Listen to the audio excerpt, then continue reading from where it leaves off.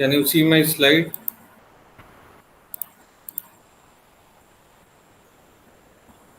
Hello? No, sir. Can you see? No, sir. Yes, sir. Yes, sir. I can see. Can you see? Yes, sir. Yes, it's visible. So today we'll be studying some of the basics related to your porosity and permeability. So what do you mean by porosity? So porosity is the percentage of rock or sediments that consist of voids or openings. So whenever you got a rainfall, the water is percolated downwards where the water goes and recharges the underground water table, and that is through the process that is known as porosity. Porosity is the openings through which the water penetrates and goes downwards and recharges the underground water main. So it is a measurement of rock's ability to hold the water. So each and every soil has got different porosity. Means each and every rock will have different water holding capacity, and loose sand has approximately 30 to 50% of porosity. So more the grain size is there, lesser the compactness is there, it will have more infiltration. So compacted sandstone may have equal to 10 to 20% of porosity. So the more the porous the medium is, the more the recharge it will be. Then permeability is the capacity of a rock to transmit fluid through pores and fractures. So it is also known as interconnected of pore spaces. Means just like our veins, it is interconnected with each other. In the same way, in the underground water table also, there are open pore spaces which are connected to each another, and that connection where the water flows from vein to the other vein is known as permeability.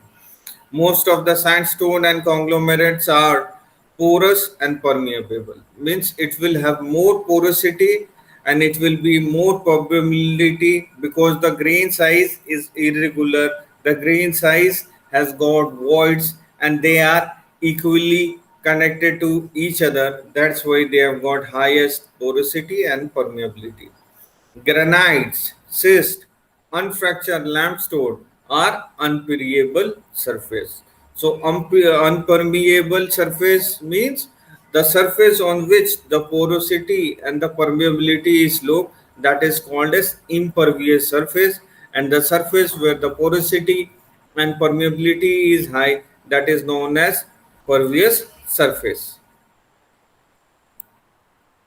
So the other term that is associated with hydrology is your water table. So what is water table?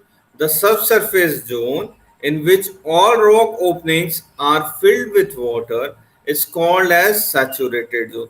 So again you have got, if you go for the underground water table, you have got two type of surfaces. One is zone of saturation, other one is a zone of aeration. That is the process or the layer where there is an option of percolation and permeability, where the water can be recharged, can be moved downwards.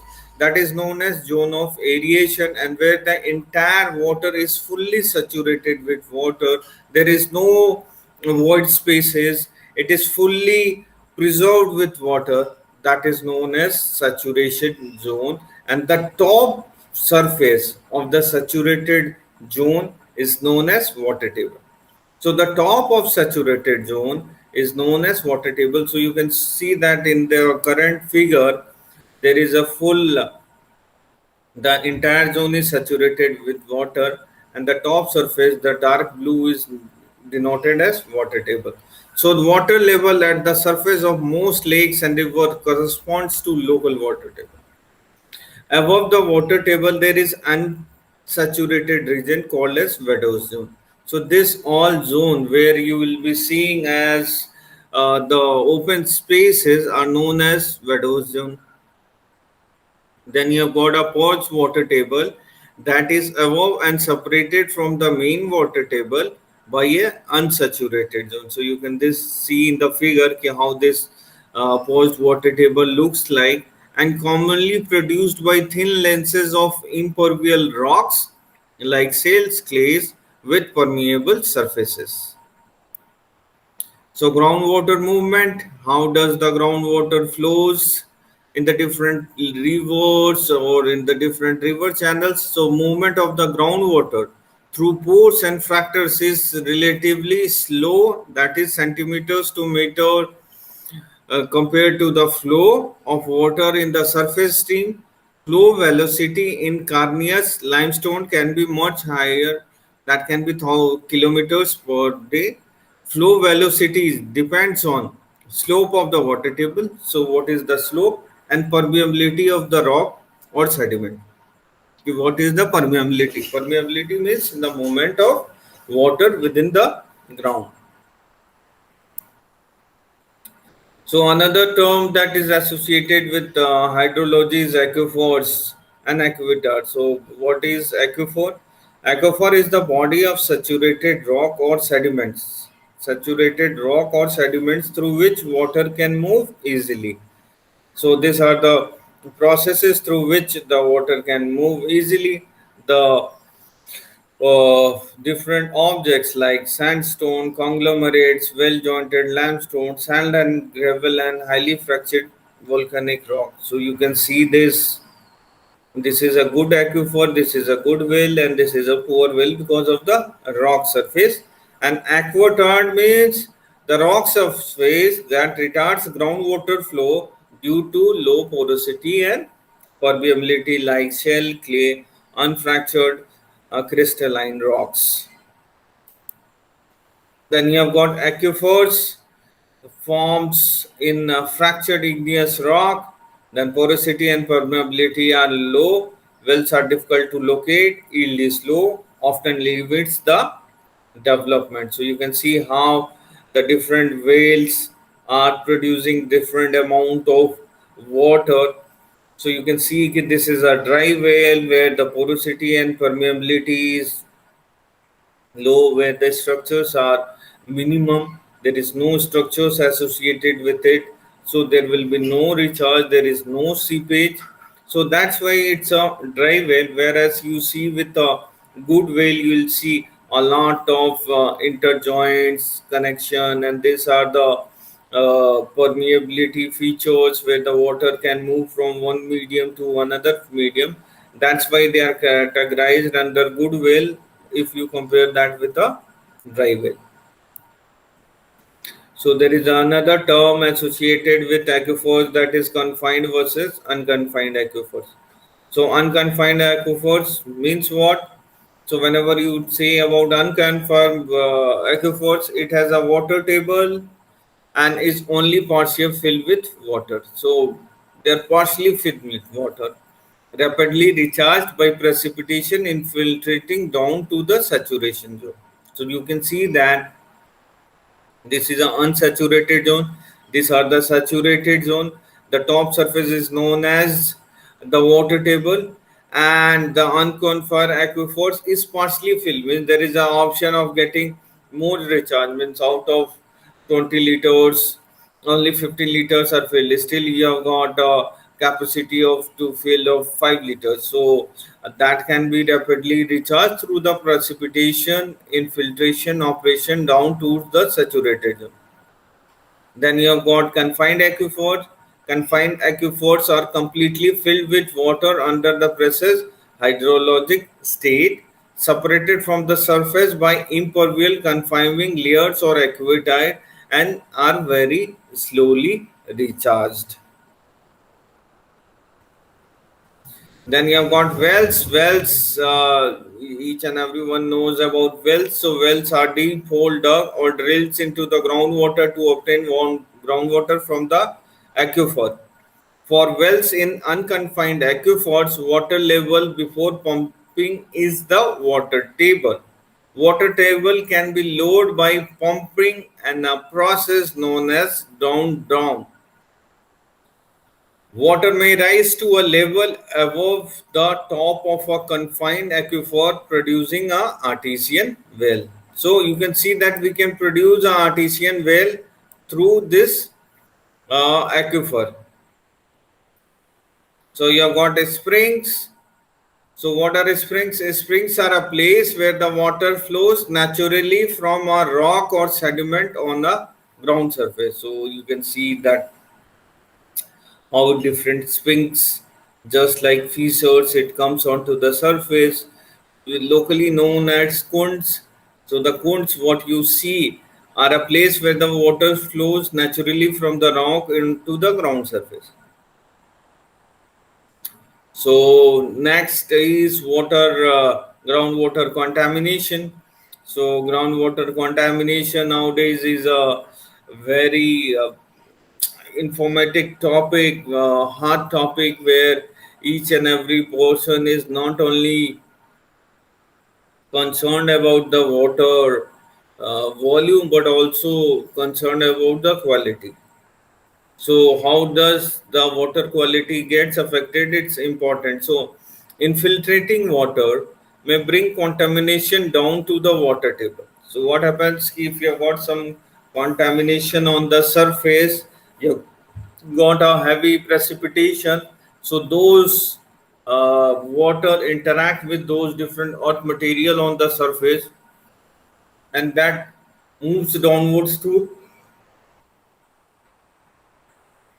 infiltration, and that can contaminate the groundwater. So what are the materials that can contaminate your groundwater? Are pharmaceutical sciences, means some medicines, some pesticides, some herbicides, fertilizers, feedlots, mercury and gold mining, landfill pollutants, heavy metals, bacteria, viruses, parasites from sewage, industrial chemicals, acid mine drainages, radioactive waste, oil and gasolines are some of the materials which can lead to the groundwater contamination. So whenever you are putting anything on the surface of the soil, you should feel that it at last that can what contaminate your entire underground water table. So you can see that how you can contaminate. So contaminated groundwater can be extremely difficult and expensive to clean up. So it's many times it's very expensive to get the underground water cleaned up. You can see there is a gasoline storage tank, there is a gas, there is a chemical corporation, and they are putting their toxic waste near the ground, and there is a gasoline passing through it, and you have got a groundwater post sandstone, which has the capacity to interact with this groundwater that you have stored beneath the ground. So you can see that how this different waste from gasoline storage tank or from this relatively storage impervious rock can degrade the quality of land. So it's very important to see the what kind of engineering design you are making it, how it is constructed. So it's important to get done. Okay, getting it? Yes. And then you have got there is a water. You can see this is running through the post groundwater. There is a landfill, and gradually it can go interact with the groundwater. You can see this is the blue zone, that is a pure, and the red one is the impure.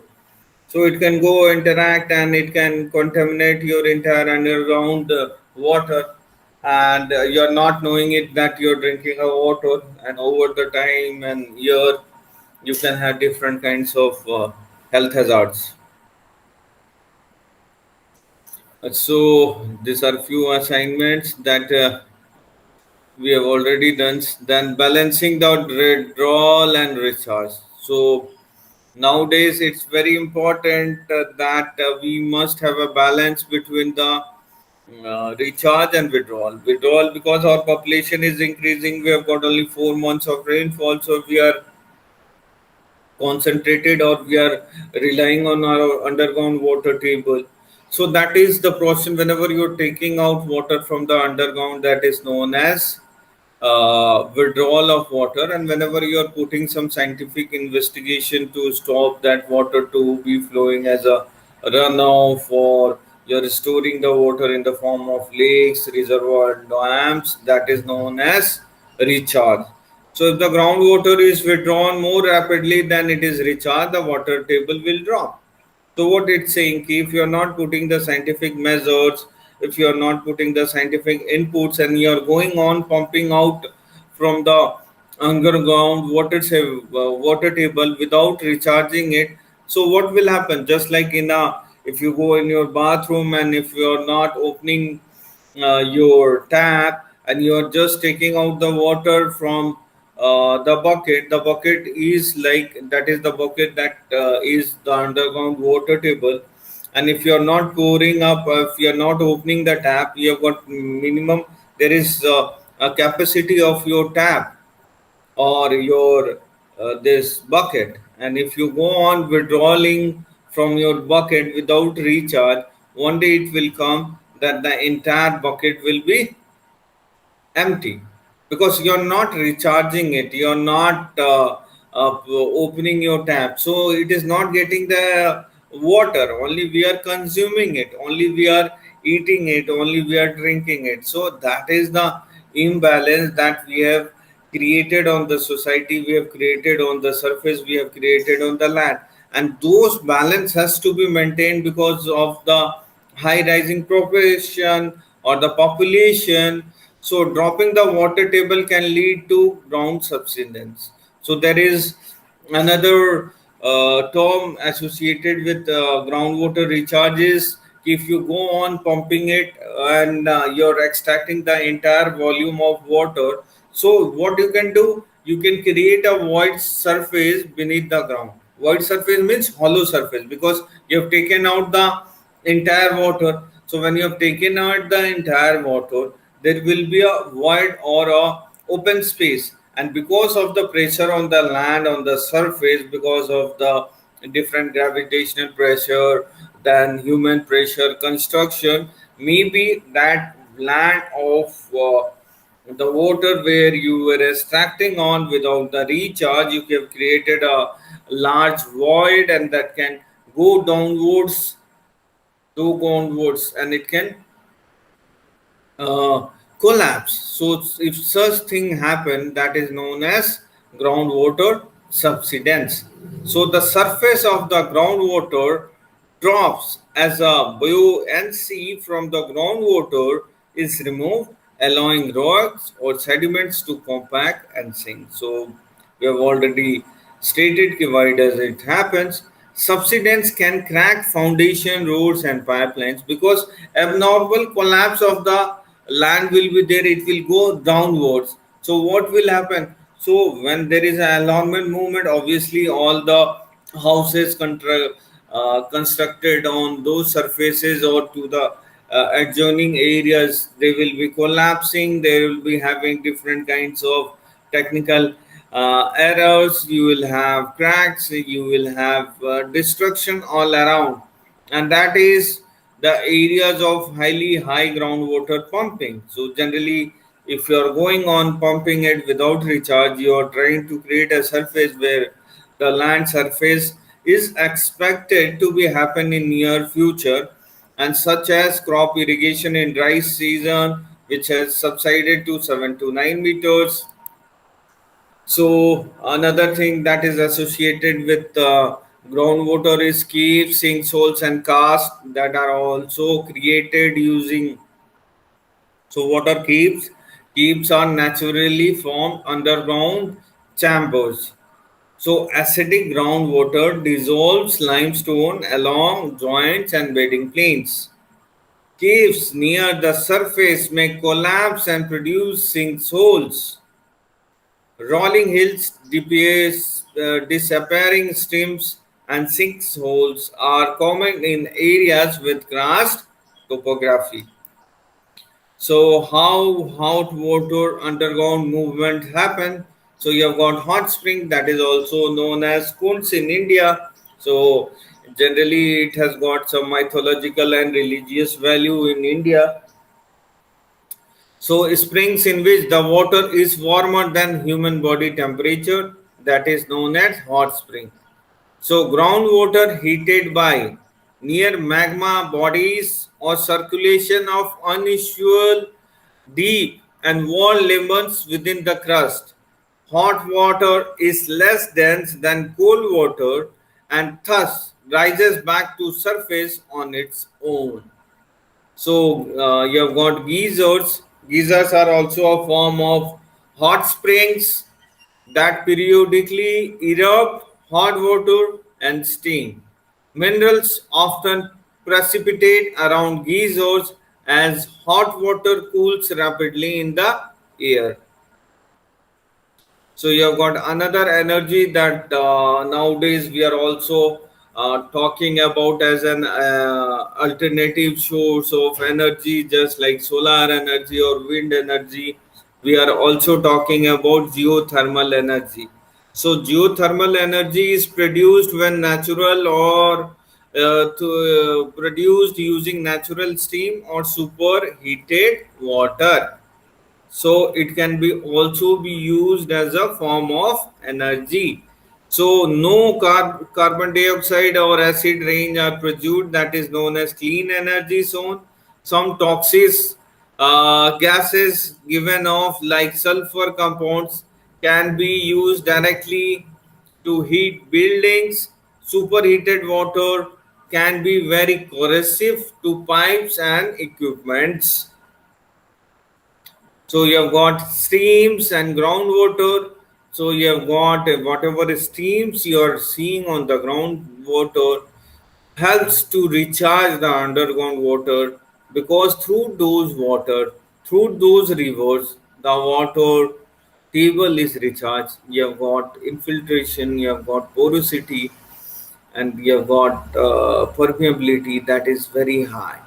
So here you have got two figures where we are talking about gaining water streams and losing streams. So what does it means by gaining streams? What does it means by losing streams? Gaining streams means receive water from the saturated zone, that is gaining stream surface is a local water table. So you can see this is a local water table, that is the gaining surface, and losing steam lose water to the saturated surface. What is that? It means steam beds lie above the water table.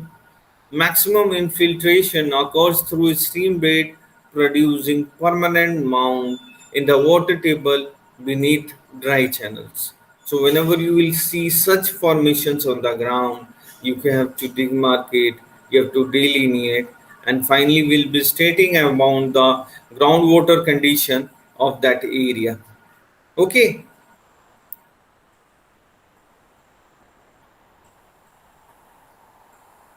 getting it? Yes, sir. Yeah, Rahul. Yes, sir. Yeah, understood? Yes, sir. Yes. Okay, good. So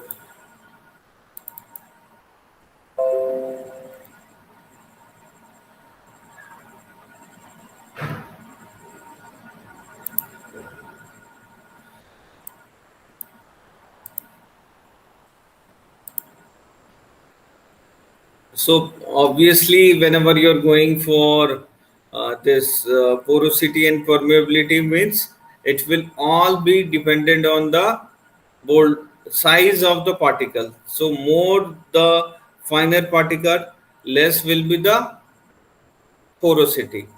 Okay, so you can see that there are various surfaces, and what is the, so you can see the maximum porosity is in clay soil, which is having 40 to 70% silt, 35 to 50 sand, 25 to 50 gravel, 25 to 40 rocks. If you go, so fractured basalts will have 5 to 50, cast limestone 5 to 50, sandstone 5 to 30, limestone dolomite 10 to 20, shales 0 to 10.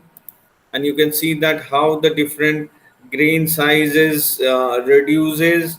So because of the different in grain sizes, you will have different kinds of water penetration, water recharge. So you can see from the different kinds of sewages here, you will be finding the more what a bigger size grain, then you have got coarser size grain, and then you have got finer size grain. So very few materials have uniform grain size. In order to measure the distribution of grains successively, sieve material through sieves of different size and build up grain distribution are created. And finally, you will have different groundwater development will be showing the different kinds of grain sizes that are available, and that makes the surface more pervious, more impervious. So you can see that how well they are located. So here, because you have got more open spaces available here, so in case you have got water coming up from the top surface, here because of the greater porosity, you will have more water stored in the underground if you compare with the lesser porosity. So you can see that the amount of water that is stored is very less in amount. So you can see that how different gain size will correspond to different packaging materials, and because of that you will be finding the different kinds of recharge and different places. So we have already completed many of the terms that have we have discussed already in your class. So I'll not go into the much detail. Only I'll say that you must check or you must see about the different properties of underground water table, whether it is about the hydrological conductivity, whether it is about porosity and permeability, whether about different kinds of aquifer type. So if you go on systematic investigation of those properties, those materials on the ground, you can go for the exact amount of water that is stored, that is can be used for further operation, and at last you can conserve it, you can manage it. You can, because you can see that each and every year nowadays, if you see the maps of India today, no television or no parts of the country is untouched in terms of drainage condition. Yesterday itself there was a flood-like condition in Maharashtra, in Delhi, Rajasthan. So you'll see that the entire India, and if you go in Dharmshala, there has been a cloudburst where then in Maharashtra also there was a landslide, there is a landfill area. So why it is? Why it's happening? It's all happening because we are not conserving our water. We are not seeing the physical characteristics of water. We are not using the scientific investigation. We are not using or having a basic understanding. So what we do, we are going on cementing the surfaces, a clear surface, a very attractive place to see in scenic viewing, and we are disturbing the natural landscape drastically. We are just restricting the underground water movement. We are restricting the natural flow of water. We are restricting the, we are just for our purpose we are going on constructing the roads along the mountains. We are unstabling it. We are going on constructing houses for the places, for the natural scenic beauty. We are using uh, vehicles. We are using ACs in the Himalayan terrain. We are changing the entire ecosystem. we are human, we can say we are destroying the ecosystem. So when you're destroying the ecosystem, so at last ecosystem, what it will do, what the environment will do, it will try to restate in its original condition. Just like if you blow a horn, if you take out the air from it, it will try to compare, or it will try to be in its original state. So in the same way also, what we are doing, we are disturbing the entire river ecosystem, we are disturbing the entire underground water condition. And what will happen, this will lead to the drastic disasters that are recurrent in India, that is happening because of maybe drainage congestion, because of the topography, because of the slope, because of the land use condition, because of the land use transformation, because of the unplanned cultivation. So all are cumulative in nature, because we are playing with the nature.